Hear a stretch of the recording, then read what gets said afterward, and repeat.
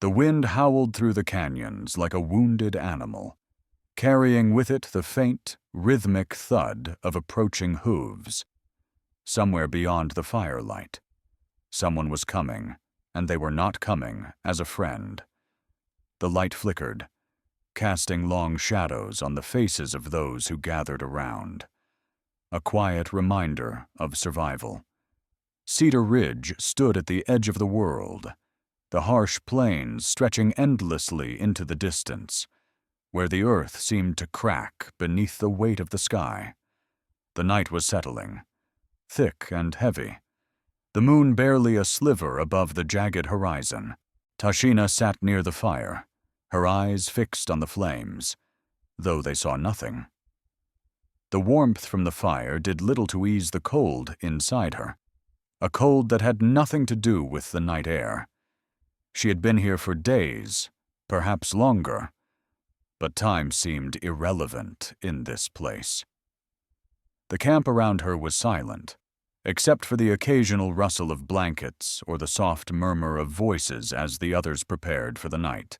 She had been traded like a horse sold to the Lakota in exchange for a beaded knife, an item of little value but enough to justify her departure. Her father had died 2 winters past, and her mother had followed soon after, taken by fever. In their place, there had been no one to care for her, no one to protect her from the cruel hands that had passed her between family and strangers alike. Her uncle had been the one to bartering her away, and since then, Tashina had known only survival. But survival meant nothing here, not with these people. They treated her like a person. The hawk carving Kitchi had given her sat beside her, its wooden wings smooth beneath her fingertips. The knife had come first, and it had been a simple exchange, a man's word for her body. But the carving, that had been something different. It spoke of patience, of something unspoken, as if Kitchi had known what was to come before she had. He had given her the hawk, and though he had said nothing, she had understood. It was a symbol of freedom, of strength, of something she had forgotten she could possess. She was still unsure whether she wanted to claim that strength. It was easier to hide beneath the weight of silence.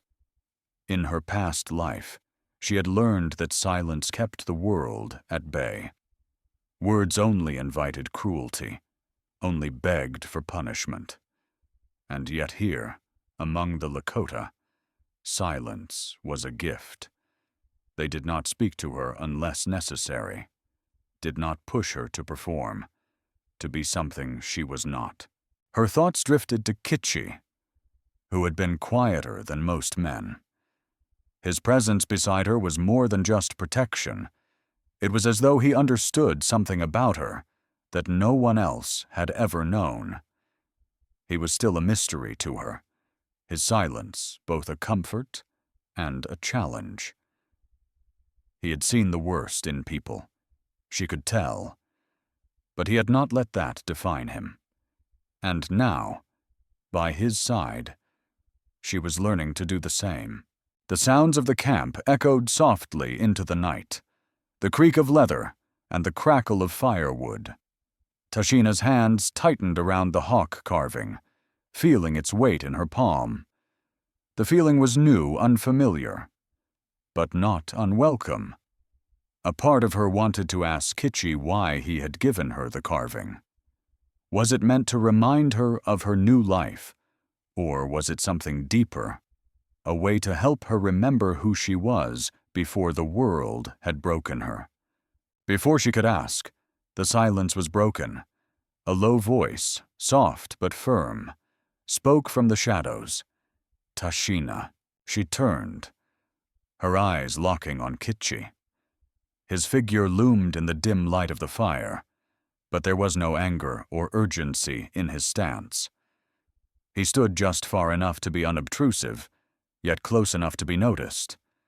His gaze was steady, unreadable, as always. "I'll take the horses for a ride tomorrow morning," he said, his voice low, rough like the land they inhabited. You can come if you wish. Her heart skipped a beat. The idea of leaving the camp, of riding beyond its borders, unsettled her. But there was something in his voice, a quiet invitation, that pulled her in. She had never been given a choice before. Not like this. Why, she asked, her voice barely a whisper. Kitchi's eyes softened, though his face remained impassive. Because you need to see the land, he said simply. Not just the camp, not just the fire. He turned and walked away, without another word, leaving her to her thoughts.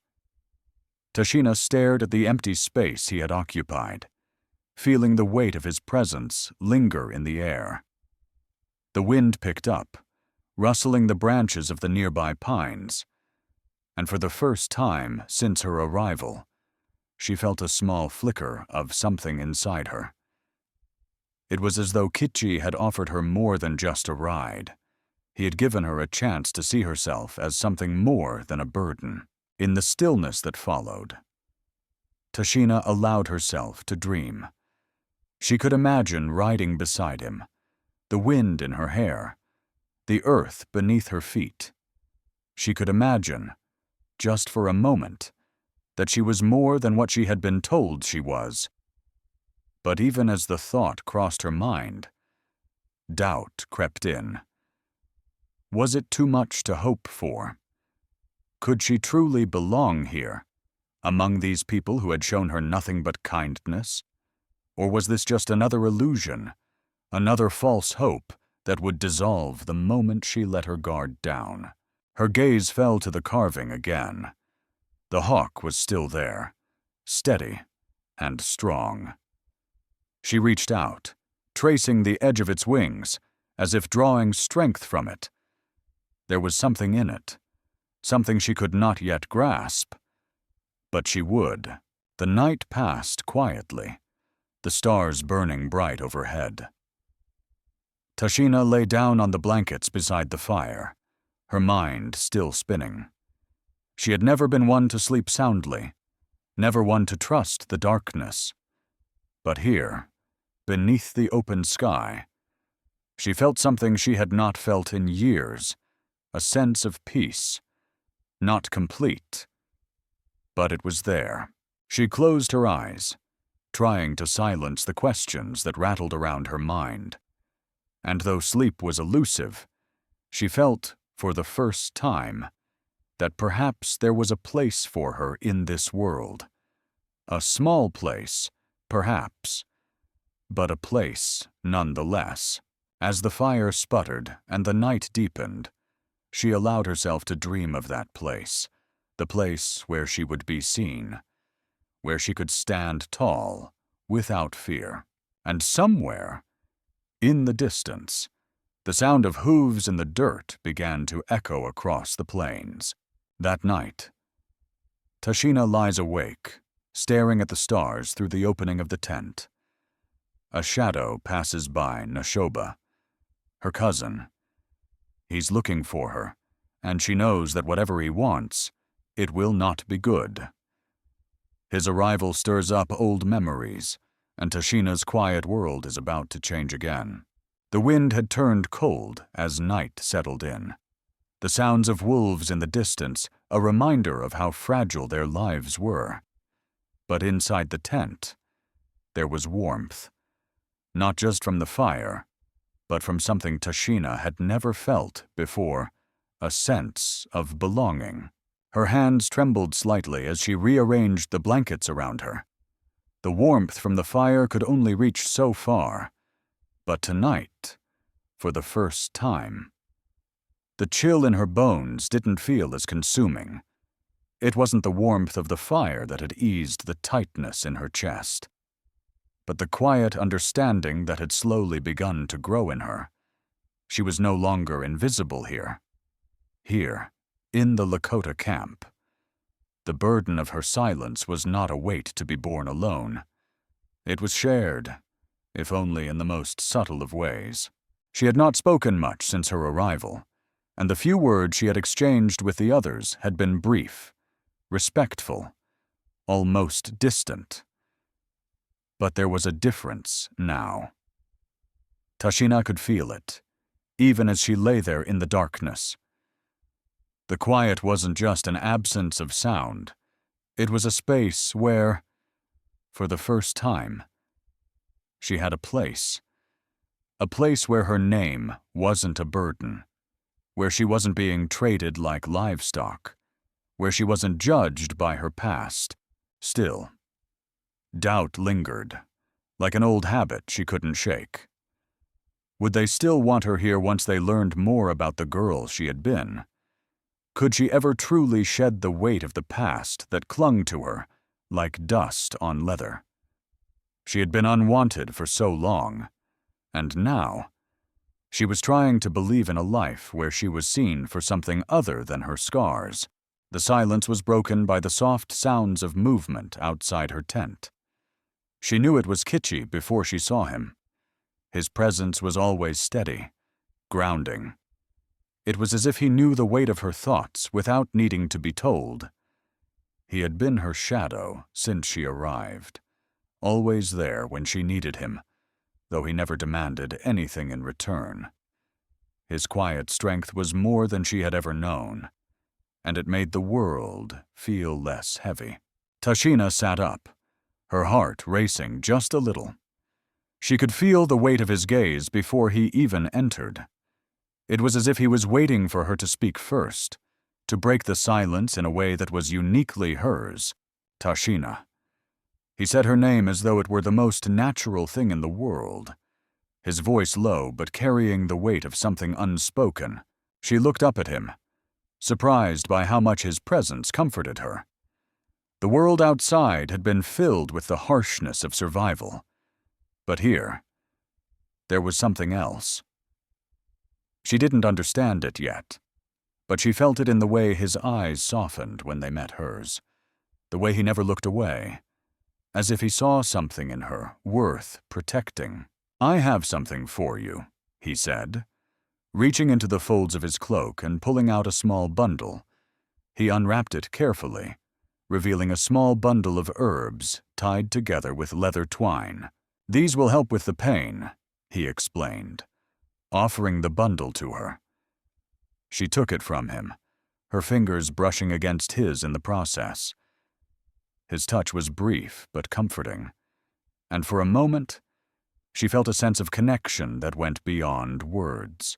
"I don't need them," Tashina said, her voice barely above a whisper. She was still learning to accept that people here cared for her in ways she hadn't expected. She had always been taught that to need someone was to be weak, and weakness had always been a risk, a ticket back to a life where kindness was a foreign concept. But Kichi did not argue with her.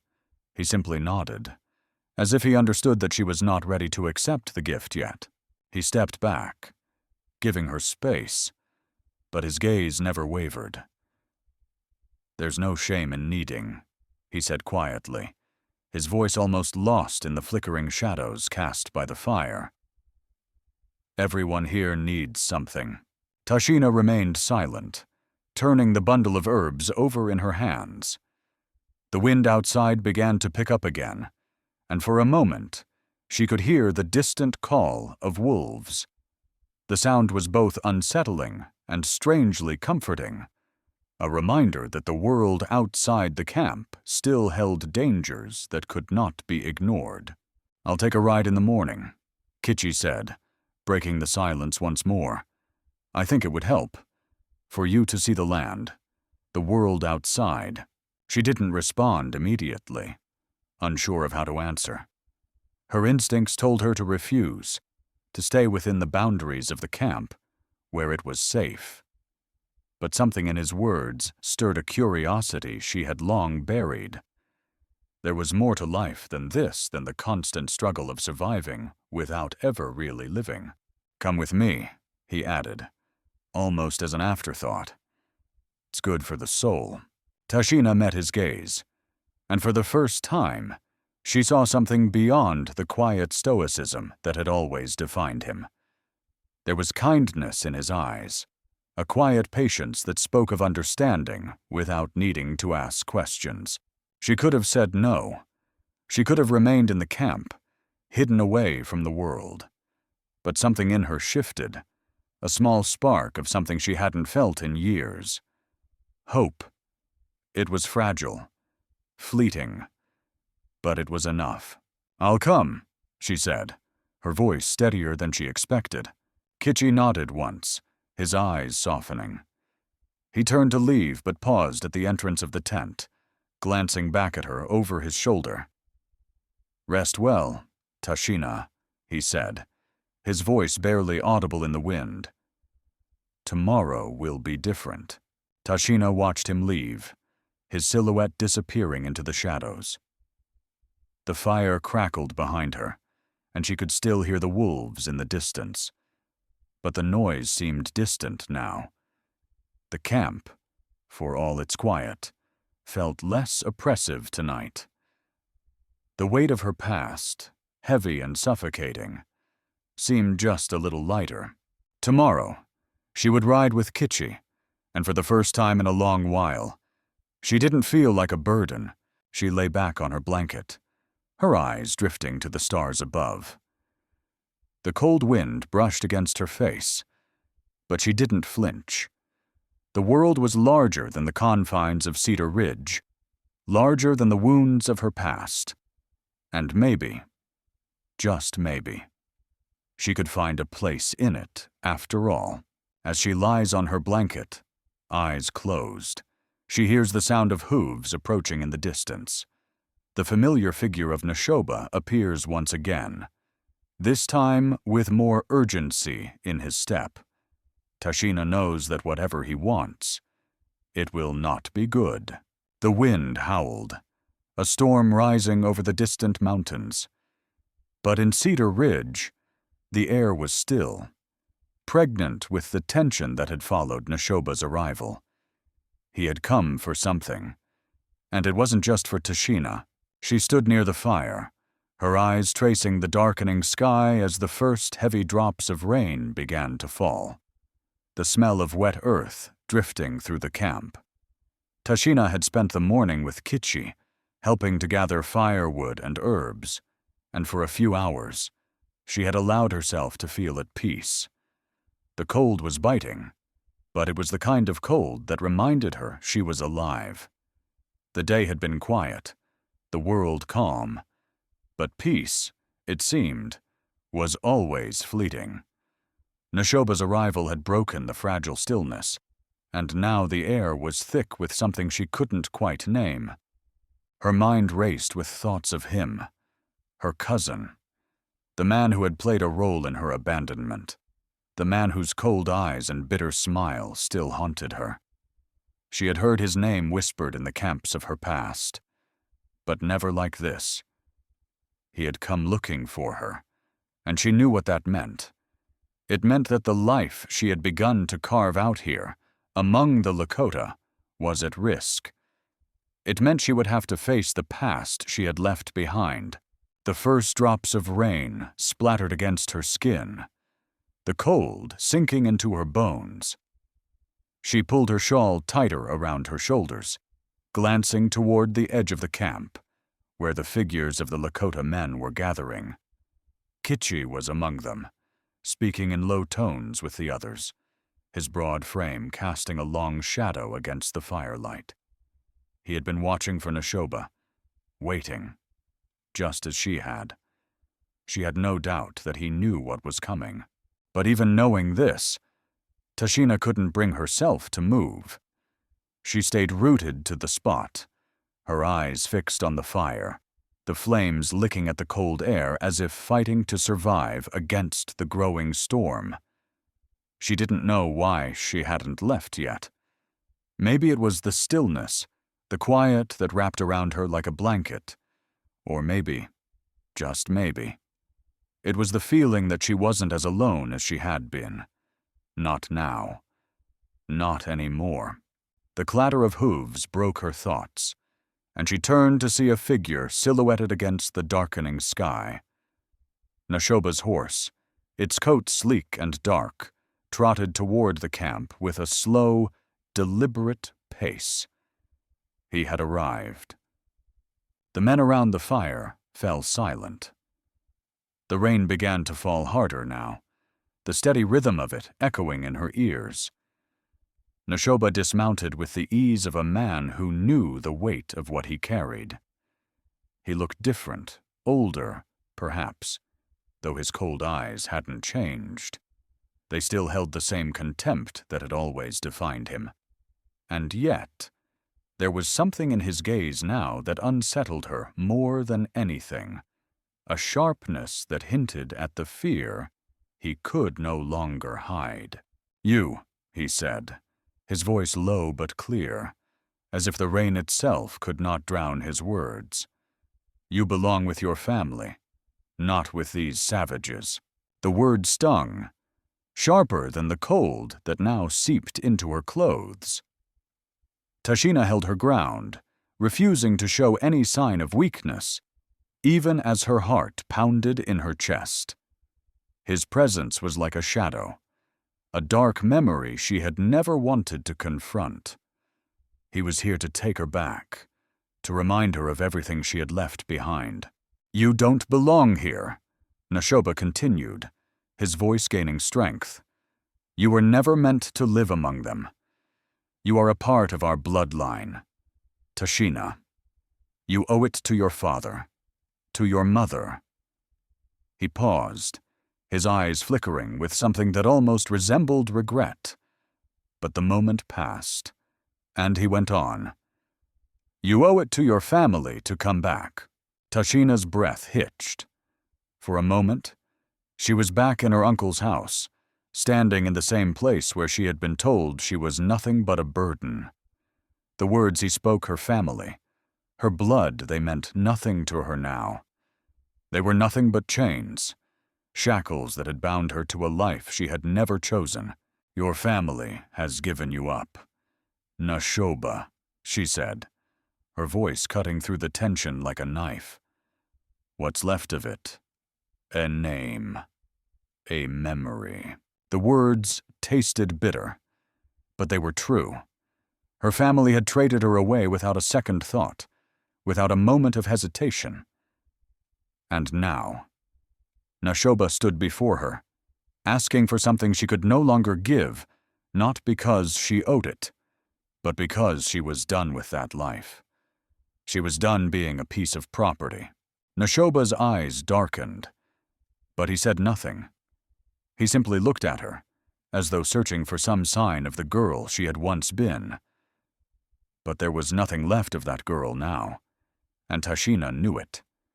The girl who had been sold, traded like cattle, was gone.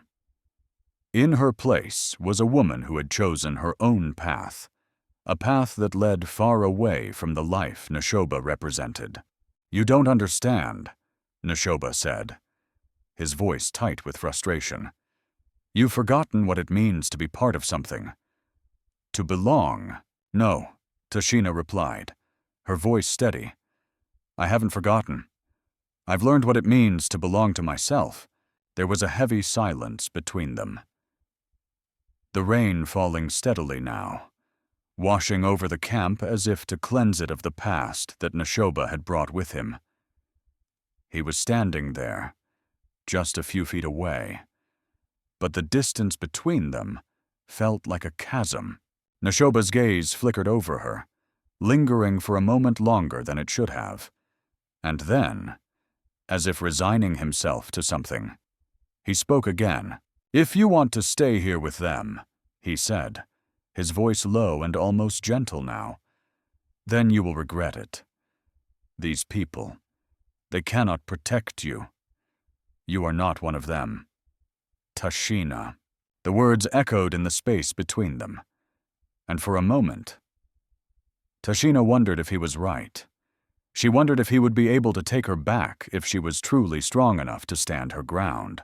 But before she could speak, Kichi appeared behind her, his presence like a wall of calm in the storm. His eyes met hers, and she felt the weight of his steady gaze. He was there, not to speak for her, but to stand beside her, to let her speak for herself. "You're wrong," Kichi said, his voice soft but unwavering. "She belongs here, among us." Neshoba's expression hardened, but he said nothing more. There was nothing left to say. The camp had already made its decision.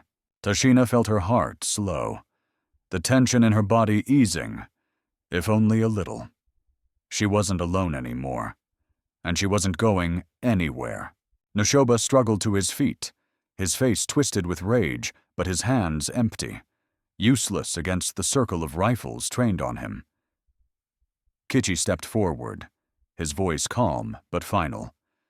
"Leave now. Neshoba, this is not your land, and she is not yours to take." For a long moment, Neshoba's glare burned into Tashina's, but it was no longer the look of a man in control. It was the look of a man who had lost. Finally, with a sharp, frustrated hiss, he signaled his men. One by one, they backed away, retreating into the darkness. For the first time, Neshoba turned his horse not as a victor, but as a man forced to accept defeat. Tashina watched until the shadows of Neshoba and his men vanished into the storm. Her hands trembled, not with fear, but with the rush of victory. She had faced the past that had haunted her, and she had won. Kichi's quiet presence beside her was all the confirmation she needed. She no longer belonged to the chains of her old life. She belonged here, to this land, by her own choice. The storm that had been threatening for days finally broke.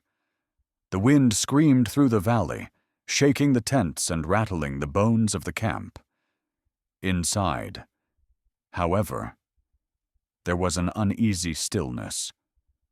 The fire flickered, casting long shadows over the faces of the men and women who huddled close to the hearth. It was the kind of silence that only comes after a great disturbance. A silence thick with what had been said and what had not. Tashina sat at the edge of the fire, her hands folded tightly in her lap. The warmth from the flames did little to ease the cold that had settled deep within her chest. Her mind was still racing from Neshoba's visit. His words echoed in her head, taunting her with everything she had fought so hard to escape. He was right, in a way. She had been abandoned, traded away like an object. And yet, somehow, she had come to believe that she could belong here with the Lakota. But his words, laced with venom, had shaken her to her core. They reminded her of the girl she had once been, the girl who had been nothing more than a burden, a name without meaning. And for a moment, she wondered if that girl would always haunt her. But as the wind howled outside, something inside Tashina hardened. She would not let him have the power to take her back to that place. She had survived too much, and the life she had now, however uncertain, was hers to hold on to. The quiet of the camp only made her feel more isolated. It was as if the world was holding its breath, waiting for her to make a choice. The Lakota men were still gathered in hushed conversation, discussing the implications of Neshoba's visit. Tashina had overheard fragments of their words, but none of it mattered to her now. What mattered was her own path, the path she had chosen when she stepped away from the life her family had written for her. Kichi had been quiet since Neshoba's departure. He had stayed close, but not close enough to press her for answers. He had always given her space, something she had never known before. Tonight, he did the same, staying at the perimeter of the firelight, watching her with his usual unreadable gaze. She couldn't decide whether she found it comforting or unsettling. His presence was always calm, and yet, it was a reminder that she wasn't fully in control of her own life. He was a constant, an anchor, but one she hadn't fully decided how to hold on to. The men around the fire broke into laughter, a deep, resonant sound that echoed through the camp. It was the sound of their strength, their unity. And yet Tashina felt as if she were listening from a distance. She had not yet fully found her place among them, not yet truly believed that she could belong. The fear of being discarded, of being nothing more than a fleeting shadow in their lives, was still too strong. The night wore on, the fire crackling low, and still. Tashina did not move. Her thoughts circled back to Nashoba, to the life she had left behind. She was not like them, not like these strong people who had survived so much, who had built a community out of nothing but grit and honor. She was a girl who had been forgotten, left to fend for herself. What was it they saw in her that made them think she belonged here? Was it pity, or had they truly seen something in her that was worth saving? Kichi approached quietly, his movements as deliberate as always. He had not spoken since Nashoba's departure, and Tashina had not sought him out. There was something in the air now, a tension between them that she could not name. But now, as he stood before her, that tension seemed to melt away, replaced by something warmer, something that felt a little like hope. "You've been silent all evening," he said softly, his voice like gravel under the weight of the night. "What's on your mind?" Tashina looked up at him, her gaze meeting his for the first time in what felt like days. There was no judgment in his eyes, only an openness that she had not expected. She had been waiting for the moment when someone would try to convince her to go back, to abandon this place, to give up the fragile life she had built. But Kichi was not like that. He had never asked anything of her, only offered his presence, his patience. "I don't know if I can do this," she whispered, her voice barely rising above the crackling fire. "I don't know if I can stay." Kichi did not respond immediately. He simply sat beside her, his back to the fire, as if allowing her the space to continue. She hesitated, then spoke again, her words coming more easily now that she had given them life. "I thought I could be someone here," she said, her voice trembling slightly. "I thought I could start over. But Nashoba, he reminded me of everything I've tried to forget." Kichi was quiet for a moment, the only sound the wind outside and the soft flickering of the flames. When he spoke, his words were measured, as though he had been waiting for this moment for longer than he cared to admit. "The past doesn't own you," he said softly, his voice carrying a quiet strength. "What you've lived through, what you've endured, it's not who you are now. The land knows you better than anyone." Tashina blinked, surprised by his words. She had never heard anyone speak like that before. The past had always been a burden, something she couldn't escape.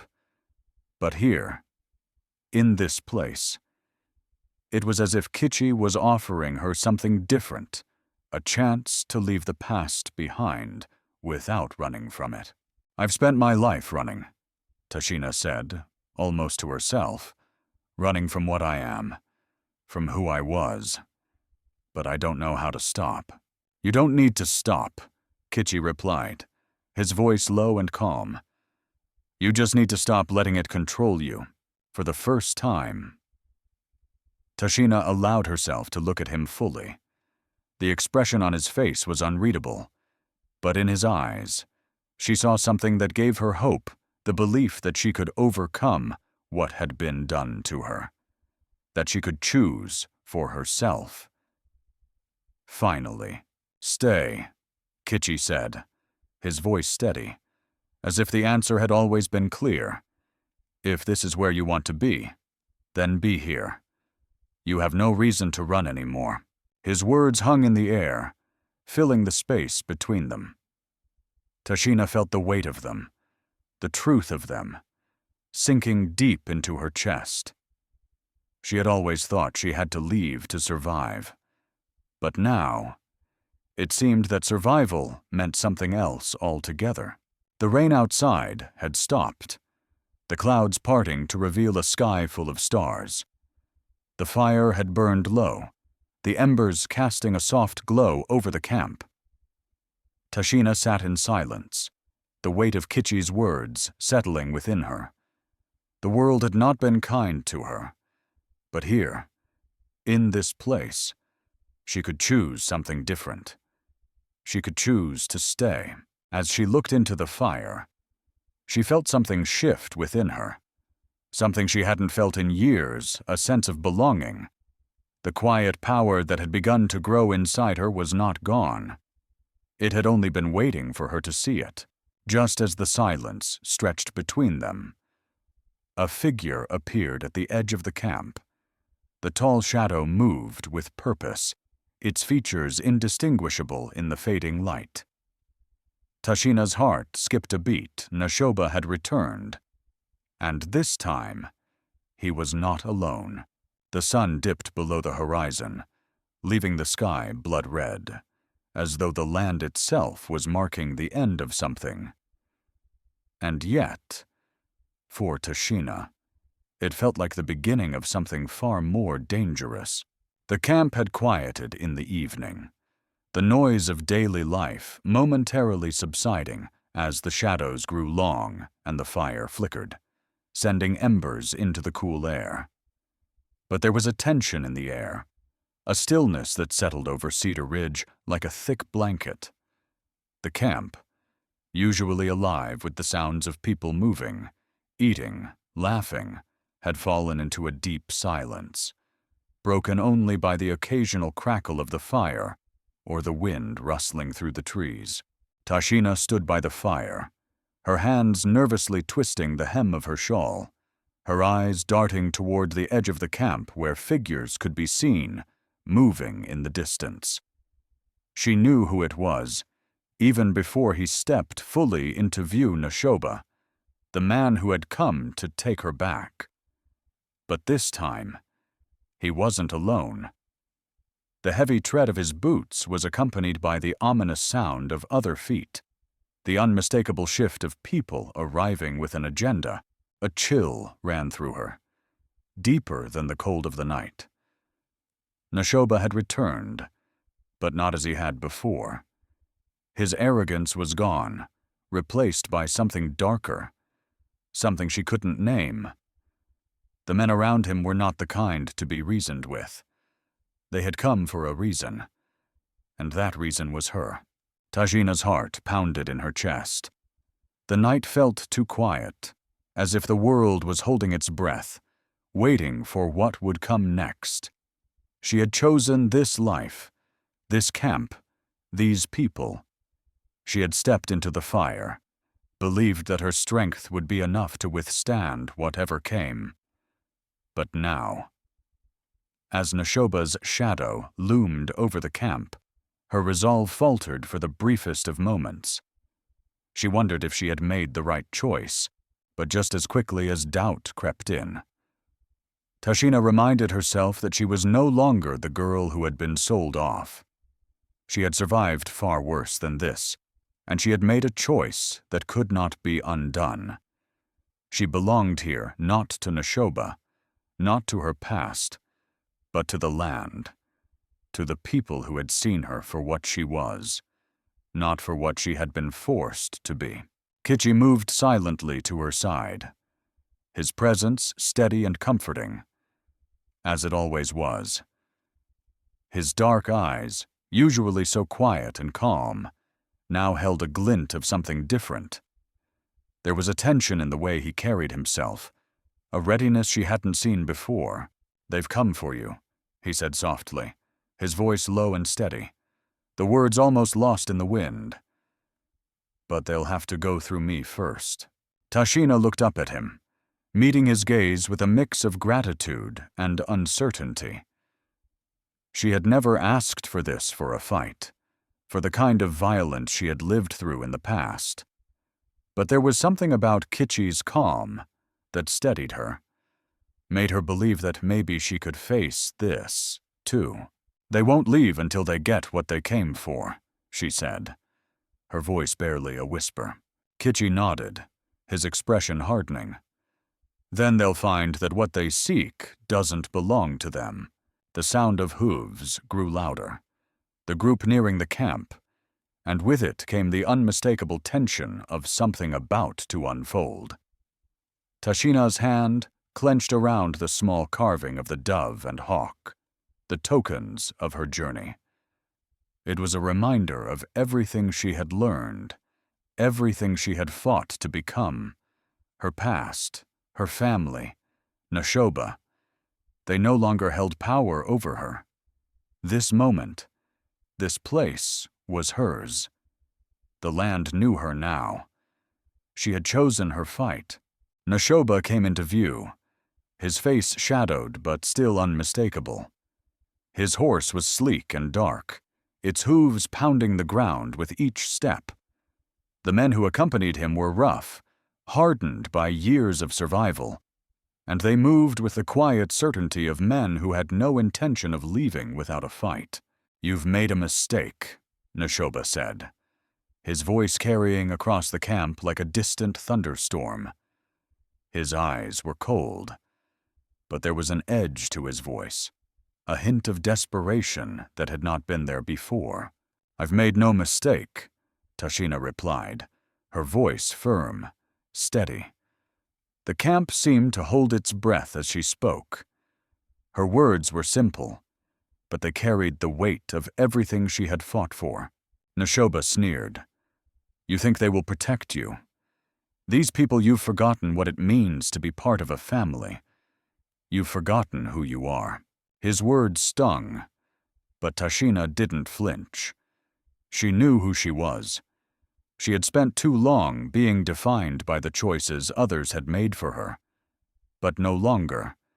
She had reclaimed her name, her place, her voice. And this time, she would not let anyone take that away. "You've forgotten what it means to be free," she said, her words quiet but powerful. "To choose where you belong." Nashoba's eyes narrowed.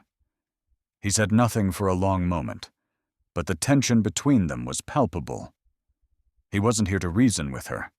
He wasn't here to ask for anything. He was here to take, to force her back into a life that had never been hers to begin with. "You will regret this," he finally said, his voice low, almost threatening. But there was no anger in his words, only a cold finality. Kitchi stepped forward then, his presence solid and unyielding. "You've been given a choice, Nashoba. You've made it. Now, we will make ours." The men around Nashoba shifted uneasily.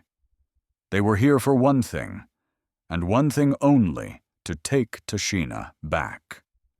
But they had underestimated the strength of the people who lived here. Cedar Ridge was not just a place, it was a sanctuary, and they would not let it fall without a fight. The air crackled with tension as the two sides stood facing each other, the firelight flickering between them like a fragile line in the dark. The sound of hooves was the only thing that broke the silence now. The tension thick in the air, so sharp, it almost hummed. Tashina knew what was coming. She knew that her decision to stay to fight for her place here would not come without consequences. She had been given this life by the people around her, but she would have to fight to keep it. And she would not back down. Just as the standoff reached its peak, the crack of a rifle split the air. The shot struck true this time, splintering the wooden post beside Nashoba's horse, sending the animal into a panicked rear. Nashoba tumbled to the ground, his men freezing as a dozen Lakota rifles rose in unison, aimed steady at them. The message was no longer a warning. It was a declaration: leave or face the consequences. The first light of dawn broke over Cedar Ridge, soft and warm. It was a new day, but for Tashina, it was more than that. It was the start of something she had never dared to dream of, a life free from the chains of the past. The camp stirred as the sun rose, painting the sky in pale shades of gold and pink. The cold of the night had passed, and though the morning air still carried a crisp bite, there was a warmth now, both in the land and in the hearts of those who called Cedar Ridge home. The shadows that had once lingered in Tashina's heart began to recede, and with the new light came the promise of renewal. Tashina stood just outside her shelter, wrapped in a blanket she had woven herself. The fire from the night before was still alive, the smoke rising in slow, curling tendrils towards the sky. The world around her was waking up, and for the first time in years, she felt like she could breathe deeply without fear of what came next. There was no turning back now. She had chosen this life, and today, the world would know that she had claimed it as her own. Kichi was already up, as he always was, his figure outlined against the firelight as he moved among the horses, his hands steady and purposeful. He didn't speak much, but his presence was comforting in ways words never could be. Tashina had come to trust him, not just as a protector, but as someone who had never asked her to change. He had given her space to grow, to find her strength. And now, she was standing on her own 2 feet. The distant sound of laughter rose from the camp, followed by the soft murmur of voices. Women moved between the tents, gathering supplies for the day, while children played nearby, their innocent joy echoing through the camp. Tashina watched them for a moment, her heart swelling with a sense of belonging. This was her place, and it felt real, not just in her thoughts, but in the very core of her being. She had learned the value of patience here, the quiet respect that the Lakota had for one another.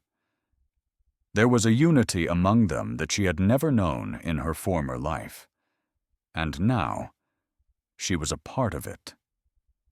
She had found a family, not one bound by blood, but one forged through shared struggle, respect, and understanding. As she stood watching the camp come to life, Tashina felt a small but powerful shift inside her. It was subtle at first, like the faintest stir of wind before a storm, but it was there. She had been given the gift of peace, of belonging, and it was a gift she was ready to protect. Her thoughts were interrupted by the soft sound of footsteps behind her. She turned to find Awanji, the woman who had first welcomed her into the camp, standing just a few feet away. Awanji's eyes held a softness that Tashina had come to recognize as kindness. But there was something else there, something deeper, a quiet pride in seeing Tashina standing tall. No longer the broken girl who had first arrived at Cedar Ridge. "You've changed," Awanji said, her voice low, but warm. "The land knows you now." Tashina nodded, her throat tightening slightly. She could feel the weight of Awanji's words, the truth behind them. She had not just been accepted by the people here. She had been embraced by the land itself.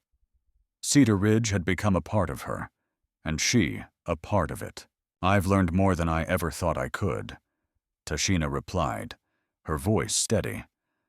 "I've learned that strength doesn't come from what you've survived, but from what you choose to become." Awanji smiled, a knowing look in her eyes. "You've learned what it means to be free." For a long moment, the two women stood side by side, watching the camp. The fire crackled softly, the warmth of it mingling with the cool morning air. Tashina's eyes moved over the people she had come to care for. the community she had found, and for the first time, she saw them not as strangers, but as family. In the distance, she could see Kitchi finishing his work with the horses, his movements calm and sure. There was a quiet strength in him, a steadiness that had become a touchstone for her in the whirlwind of emotions and decisions she had faced. She had found something in him that she had never known, a quiet understanding, an unspoken bond that went beyond words. But as much as she had come to rely on him, Tashina knew that her path forward was her own. Kitchi had never asked her to follow him, had never demanded anything of her except her own freedom. And now, as the camp around them continued to awaken, she understood that her freedom wasn't something that had been given to her. It was something she had claimed, something she had fought for. As the sun climbed higher in the sky, casting its golden light over the camp, laughter and the hum of life rose once more. Tashina stood still for a long moment, breathing in the quiet warmth. For the first time, her heart did not race. In fear it beat steady, strong. The land had chosen her, and she had chosen it in return. It was Neshoba, once again, but this time, he was not alone. His figure appeared on the horizon, his silhouette outlined against the morning sky. Behind him rode a group of men, their faces hard and determined. They were not the same men who had come before. This group was different. They carried with them the unmistakable air of conflict, of something more than a simple visit. Tashina's stomach tightened. She could feel the weight of their arrival pressing down on her, the tension in the air thickening once again. Her body tensed, but she stood firm. She was no longer the frightened girl she had been. She was someone new, someone who had made her choice. Kitchi stepped up beside her, his presence a solid reassurance. He didn't speak, but his steady gaze told her everything she needed to know. They would face this together. They had faced worse before, and they would face whatever came next with the same strength. The camp, once so alive with the quiet hum of daily life, now seemed to hold its breath. The men and women gathered, their eyes watching as the riders drew closer, the sound of hooves growing louder. Tashina knew that the moment had come. The choice she had made would be tested, and this time, there would be no turning back. As the riders thundered closer, Neshoba's gaze burned into hers, colder and sharper than before. But this time, he wasn't just coming for her. The men behind him carried ropes and shackles. Whatever choice Tashina made tonight would decide more than just her own fate. The land had chosen her, and this time, it was her turn to choose. In the end, the winds of Cedar Ridge whispered like the ghosts of old stories, carrying with them the memories of those who had come before. Their voices now nothing more than faint echoes in the cool, quiet air. The wildflowers that once bloomed in the spring's tender embrace had withered, leaving behind only the faintest trace of color, much like the memories of hardship that would fade with time, but never truly leave. The sound of a horse's hooves, once a familiar rhythm of survival and strength, now seemed softer, like the fading of an old song that had been played too many times in the stillness of the night. As the twilight settled over the camp, the world seemed to slow, as if it were taking a moment to remember, to mourn, and to honor those who had come before, who had fought, who had bled, and who had lived with the knowledge that the world was never as just as it should have been. Tashina, once a girl who had been traded, a woman who had fought for the right to be seen, stood tall beneath that sky, the weight of her journey etched into the quiet of her face. She had been the forgotten one, the one who had been cast aside as if she were nothing more than a burden, a name to be discarded. But in the end, the truth had found a way to emerge from the shadows, and it had no need for a grand speech, no need for validation. It only needed one person, one soul strong enough to hold it steady, even when the world around them tried to forget. Kitchi had never asked her to be anything but herself. He had never tried to force her to belong. But in the end, he had been the one who stood by her, the quiet guardian who had not forced her to choose, but simply let her find her place. And in that place, she had found strength, something deeper than the survival instincts that had once ruled her life. The camp, the people, had given her the room to breathe, to heal, and to grow. Honor, like the bones of the land, had been buried deep within the earth, but it had never truly been lost. It had merely waited, waiting for someone to remember it, to dig through the dust and the ashes and find it again. Justice had come, though it had been slow, lingering in the distance, like the fading embers of a fire that refused to die completely. And forgiveness, well, it had come in the quiet of the night, in the space between words, in the look shared between two people who understood that there was more to life than the mistakes of the past. Tashina had learned that strength was not in the fighting, but in the choosing. And so, she chose, day by day, moment by moment, to live in a world where she was no longer the forgotten woman. She was not just a survivor, but someone who had risen above, who had been given the chance to be more than what the world had tried to make her. She had not only found her place among the Lakota, but she had carved out a place for herself in the vastness of the world. And as the sun sank low over the camp, casting long shadows that stretched like memories, Tashina knew that she was no longer the one who was lost. She had been found, not just by the land, but by herself. The truth had always been there, waiting patiently, and when the time came, it had emerged, simple and undeniable. Tashina, once a girl without a name, had become a woman with a purpose, a woman who had saved herself. In the end, she had found something more than freedom. She had found the right to be, to stand firm, and to be seen.